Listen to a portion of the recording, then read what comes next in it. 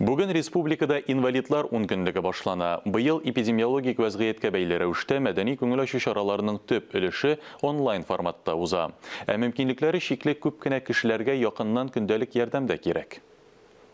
Демография илкүләм проектының өлкән буын программасы нигезендә республикада сиделка дәүләт хезмәте барлыкка килде.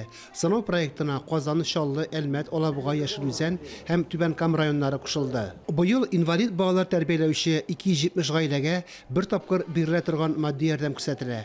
Казандагы сәламәтлек саклау учреждениеләре, лаборатор һәм функциональ тикшерү алымнары ярдәмендә өйдән чыгып бери алмый торган инвалидларның саулыгын тикшерүне оештыра.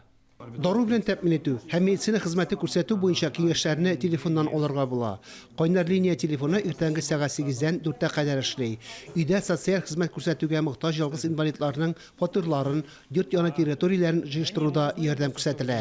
Мөмкинлекләре чикләнгән кешеләр иҗатының традицион республика фестивале кулга тотынышык дуслар видео форматында уза. Заявкалар Татарстанның 19 учреждениесеннән килгән инде. Хәзер сайлап алу этабы тәмамлана. Декабрьдә гала концерт була. Аны социаль челтәрләрдән карап булачак.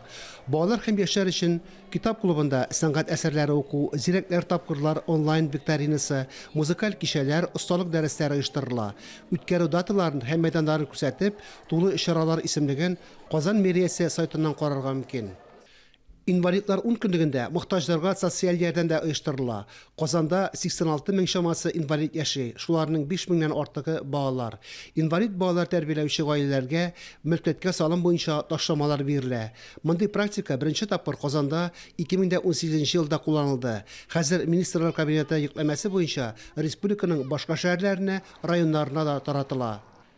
Фәнис Мөхәммәтов, Татарстан яңалыклары.